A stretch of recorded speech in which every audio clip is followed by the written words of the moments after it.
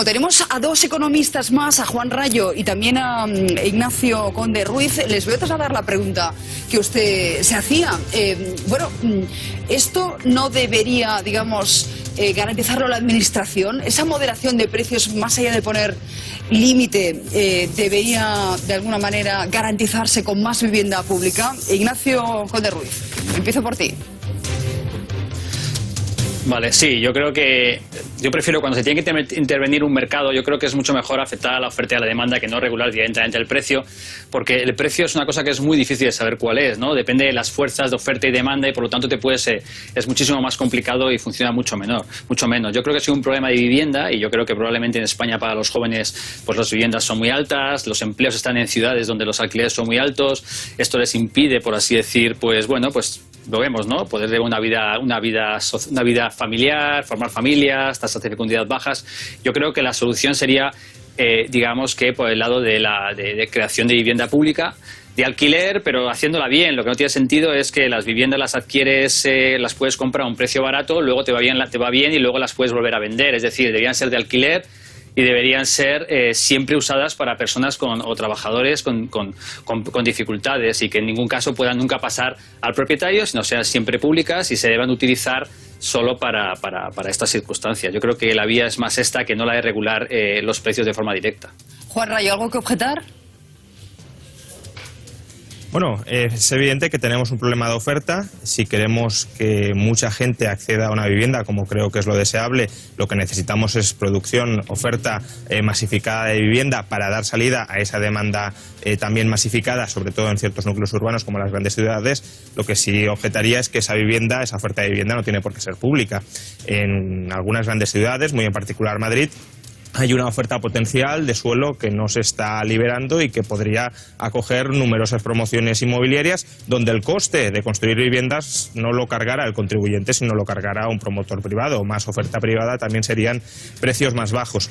Porque el problema de vivienda que tenemos en España no es un problema que afecte únicamente a un grupo de personas muy reducido, con rentas muy bajas, donde en tal caso sí podríamos hablar quizá de una cierta función social o asistencial del Estado. Lo que tenemos es un problema de vivienda que afecta a la gran mayoría de jóvenes, y para la gran mayoría de jóvenes que pueden querer devenir propietarios en el futuro muy legítimamente para construir su patrimonio, como lo han hecho en generaciones pasadas sus padres o sus abuelos, evidentemente lo que necesitamos es muchísima más oferta de vivienda privada que se pueda comprar, si no lo quiere comprar, alquilar, pero en todo caso privada para el gran público, y ya luego, si hiciera falta algún tipo de vivienda social para grupos mucho más reducidos, ese sería otro debate aparte que creo que no es el debate central en España. El debate central en España es que la accesibilidad de la vivienda para la mayor parte del mercado de alquiler se está poniendo muy complicada.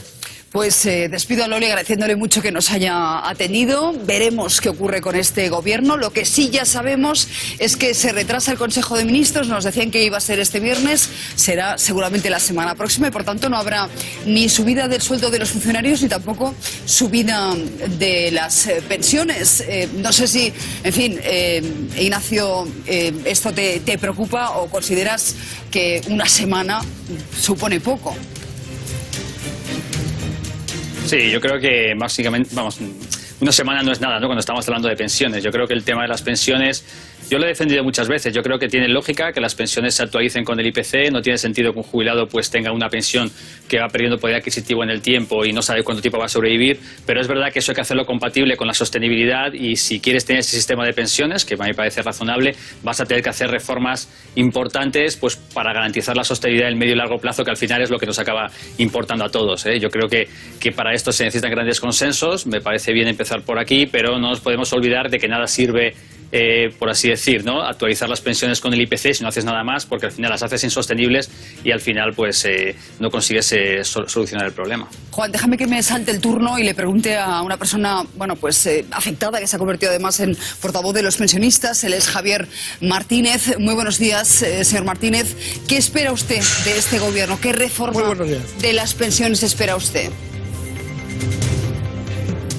Bueno, en primer lugar, felicitaros a todos por el programa y felicitaros también el Año Nuevo. Gracias, Javier, igualmente. En segundo lugar, lo que espero de este gobierno lo voy a ligar con lo que estaban ustedes hablando antes sobre las reformas y los salarios mínimos. Yo añadiría la reforma de pensiones y la pensión mínima. Vamos a ver, todos sabemos que estas reformas, las últimas que se hicieron durante la crisis, esas reformas han hecho que las familias se hayan empobrecido más y también esas reformas han hecho de que se haya quintuplicado el número de millonarios. ¿Cuál es el resultado?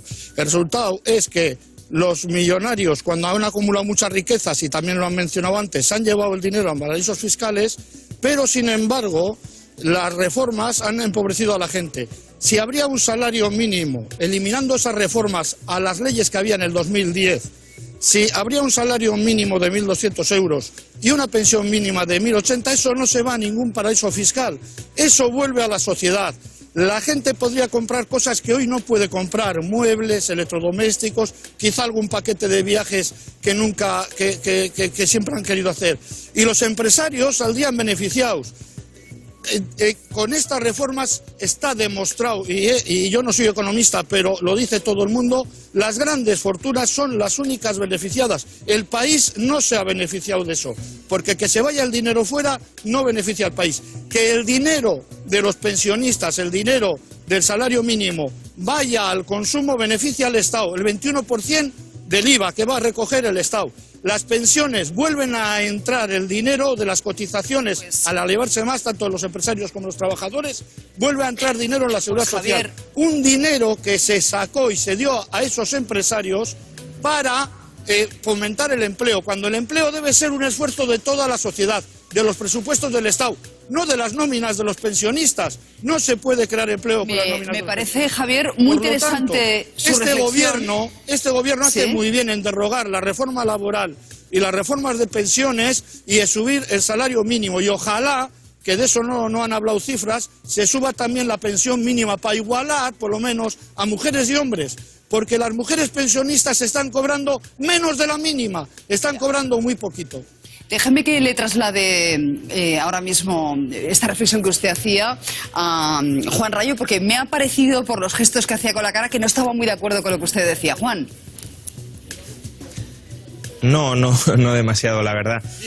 Vamos a ver, creo que se están haciendo análisis muy sesgados y muy simplificados. Es decir, señalar que la reforma laboral es la causante del problema actual del sistema de pensiones, o al menos darlo a entender, creo que es un error. La reforma laboral contribuyó a que a partir del año 2012, por ejemplo, se redujera el ritmo de destrucción de empleo. Si no hubiésemos tenido reforma laboral, habría habido menos empleo y, por tanto, menos cotizantes. Hoy el déficit de la seguridad social no se puede explicar por una caída brutal de los ingresos con respecto al periodo en el que teníamos superávit en el sistema de pensiones. Hoy los ingresos por cotizaciones sociales son los más altos, en términos nominales al menos, de la historia. Lo que ha generado el déficit en el sistema de pensiones es sobre todo el incremento continuado de los gastos en prestaciones a los pensionistas. Y lo que se está planteando es elevar todavía más, incluso por encima del actual sistema, que ya es difícilmente sostenible en su situación actual, elevar todavía más esos gastos con una pensión mínima de 1.080 euros mensuales, que elevaría el gasto anual en pensiones en 25.000 o 30.000 millones de euros. Si tenemos un déficit de 1,5 puntos del PIB, que sin la reforma de pensiones del año 2013, que el actual gobierno se quiere cargar, se elevaría de media, con respecto a, desde la actualidad, en los próximos años, se elevaría de media 3 puntos de PIB adicionales el gasto público, pues si tenemos 1,5,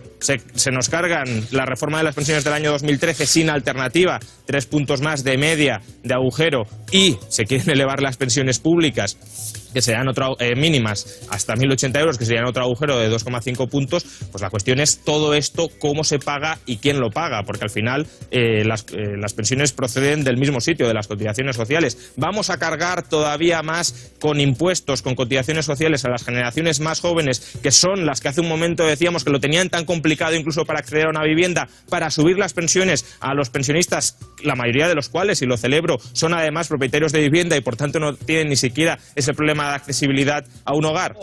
Creo que no tiene esto absolutamente nada que ver con la solidaridad internacional. Ahora es Javier el que hace gestos. Como siempre, este debate es muy complejo y yo tengo muy poco tiempo, ya lo siento, pero les pido intervenciones breves. Pero por favor, déjame Javier, sencillo. Déjamele contestar sencillo a Rayo. Esta discusión ya la hemos tenido él y yo. Sí, me consta. Desde que empieza la crisis en el 2008 hasta que se hacen las reformas, la Seguridad Social 2008, 9, 10, unas entradas de dinero y superávit terribles. A partir de las reformas cae la pobreza en las familias y caen los ingresos de la Seguridad Social. Porque ese dinero, gracias a la reforma de Rajoy, se desvía para supuestamente crear empleo, que él dice que si las reformas no hubiera sido posible. Hay países donde no se hicieron las reformas y el empleo se ha creado, porque estamos en una economía europea, en una economía global. Se dice que las reformas eran necesarias para crear empleo y eso no es cierto. El empleo se hubiera creado igualmente. Se ha creado el mismo empleo con las reformas, pero de una manera precaria, de una manera miserable. Sí. Hay muchas familias que trabajan y no llegan a final de mes. Esa es la realidad. Se está escondiendo con frases y con cifras que ustedes, los economistas, están utilizando para crear un ambiente de que las pensiones no son sostenibles, que son una carga para la sociedad. Y eso es incierto. Las pensiones son totalmente sostenibles. Pues, y estaba demostrado hasta que hicieron las reformas laborales. Señor Martínez, que las hicieron para enriquecer Susana, a los si me ricos. Déjeme que le dé la palabra al señor Rayo y ya lo siento, pero hoy tenemos que dejar el debate. 5 veces más millonarios que antes. Muy brevemente. A ver. Muy brevemente, la Seguridad Social tenía superávit en el año 2007, es verdad, y en el año 2011, antes de la reforma laboral, ya tenía déficit. Por tanto, el problema de sostenibilidad del sistema de pensiones no viene con la reforma laboral. El superávit desapareció en 4 años, incluso sin reforma laboral. Yo no he dicho que sin reforma laboral no se hubiese creado ni un solo empleo. He dicho que se habrían creado menos empleos y, por tanto, que habría habido menos cotizantes. Y, por tanto, tampoco he dicho que el sistema de pensiones no sea sostenible de ninguna manera. He dicho que requiere reformas para ser sostenibles. Y esas reformas no pueden ser las de cebar mucho más el gasto público en pensiones, sin además aportar medidas que incrementen paralelamente los ingresos. Y si hay que incrementar los ingresos, que nos digan quién va a pagar todo esto, porque al final quien lo va a pagar son los jóvenes, que son los que tienen la mayor tasa de pobreza y la mayor dificultad para integrarse socialmente en este país. ¿Por qué le llamas gasto? ¿Por qué a las pensiones se les llama gasto y no se le llama gasto al presupuesto de la Casa Real, que se le llama presupuesto, o a la Iglesia, que se le También llama... ¿Cómo que no es un gasto el presupuesto de la Casa Real? No, pero ahí tiene razón. Javier tiene razón. Eso lo dice usted, que no es un gasto. El lenguaje nunca es inocente. Hemos cotizado totalmente. Yo 45 años. Todo desembolso estatal es un gasto. Todo desembolso estatal es un gasto. Javier, le propongo un debate y siempre acabo las entrevistas que le hago a usted proponiéndole debates, pero como no tenemos tiempo... No son gastos. Javier. Somos el 25% de la población. La inversión también es un gasto. Escúcheme, Javier. Por la riqueza de este país. Dios, qué no es difícil un gasto, es una inversión. Estáis engañando a la gente. Javier. Para crear un ambiente de que somos una carga a los pensionistas. No somos una carga. Los pensionistas somos una riqueza para este país. Que la próxima vez le prometo y le aseguro que se viene usted al plató, discute aquí con Juan Rayo y además, Juan, oye, recojo el guante y tenemos a algún joven para que él nos plantee desde su óptica. Sí, yo encantadísimo. Si considera que las pensiones son una carga o no lo son, o son una inversión, como nos dice Javier Martínez. Muchísimas gracias, señor Martínez.